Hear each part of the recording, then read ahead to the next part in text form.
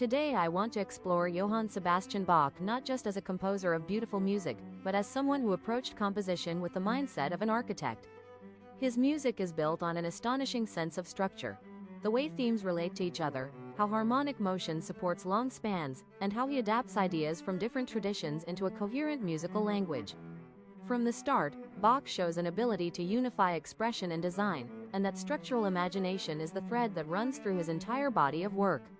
Bach's early musical foundation was shaped by the North German organ school, especially through figures like Reinken and Buxtehude. Their style emphasized improvisatory preludes, dramatic multi-sectional forms, and powerful independent pedal lines that created a sense of grandeur. When Bach famously traveled to Lübeck in 1705, he immersed himself directly in that tradition. The encounter strengthened his understanding of large-scale musical thinking and contrapuntal richness. Around the same time, Bach absorbed the Italian concerto style, particularly from Vivaldi, Corelli, and Torelli. By transcribing Italian concertos for keyboard, he learned firsthand how ritornello form creates rhythmic energy and structural clarity. The Italians taught him pacing, tension, release, and return. These structural lessons appear everywhere in Bach's works, from keyboard preludes to major vocal compositions. The Weimar years were crucial in shaping Bach's mature style. Here he composed many ambitious organ preludes and fugues, along with the Orgelbüchlein. These works reveal Bach's increasing command of texture, figuration, and motivic development within clear structural boundaries. His continued concerto transcriptions demonstrate how deeply he internalized and reimagined the Italian style. In a Bach fugue, the subject is more than a theme, it's the blueprint for the entire piece. Often just a few seconds long, it contains the essential intervals, rhythms, and harmonic implications that drive the entire composition. Bach's subjects are designed with economy and purpose, allowing them to support counter-subjects, sequences, modulations, and later contrapuntal devices with complete coherence. Once the subject appears, Bach's voice letting ensures every line is both independent and harmonically functional. His mastery of invertible counterpoint allows voices to exchange positions without causing unwanted parallels. Dissonances are prepared and resolved with precision, creating expressive inflections that never obscure clarity. The result is counterpoint that feels natural, even inevitable. As his fugues develop, Bach uses contrapuntal techniques, like stretto, augmentation, diminution, and inversion, to build intensity. Stretto tightens the texture by overlapping entries. Augmentation expands the subject rhythmically.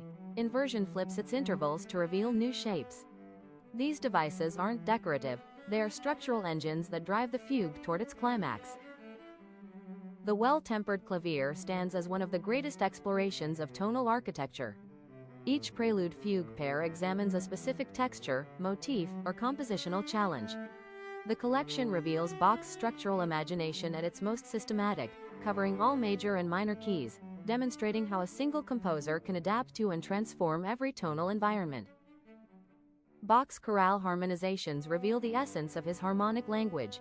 While the progressions themselves are straightforward, he enriches them through suspensions, passing tones, and carefully controlled inner voice motion.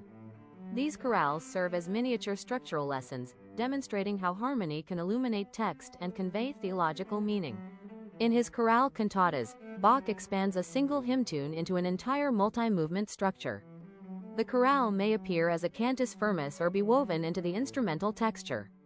The surrounding counterpoint often reflects the emotional content of the text, rising figures for aspiration, chromatic lines for suffering, and energetic rhythms for joy.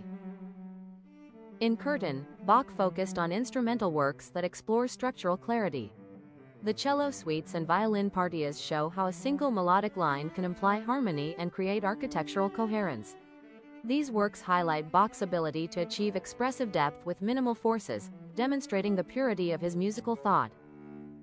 The Brandenburg concertos are among Bach's most innovative instrumental works. Each concerto experiments with unusual combinations of solo instruments and reimagines the relationship between soloist and ensemble. Bach manipulates ritornello structures with invention, sometimes fragmenting the theme, sometimes reorchestrating it, and often subverting expectations entirely. In Leipzig, Bach composed cantatas on a near-weekly basis. A typical cantata balances recitative, aria, chorus, and chorale in a coherent structural arc.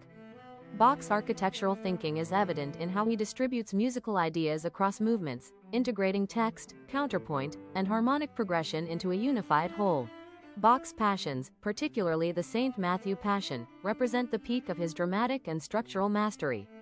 The opening chorus alone layers chorale lines, orchestral motives, and emotional narrative in a vast web of counterpoint. Throughout the work, Bach uses harmony and texture to deepen the psychological and theological dimensions of the story. In his later years, Bach revisited the style antico, the strict polyphony of earlier centuries, but infused it with modern tonal harmony. Works like the canonic variations and sections of the Mass in B minor show Bach blending modal counterpoint with Baroque expressivity, producing music that feels timeless and structurally rigorous. The art of fugue is Bach's most abstract and conceptual project. Built entirely around a single theme, each contrapunctus explores a unique contrapuntal possibility, mirror forms, inversions, augmentations, and combinations. The unfinished final fugue suggests a massive triple fugue structure, leaving us with a powerful sense of an architecture still unfolding. The Mass in B minor synthesizes Bach's entire musical language, combining style antico polyphony, operatic arias, concerto-style brilliance, and chorale traditions.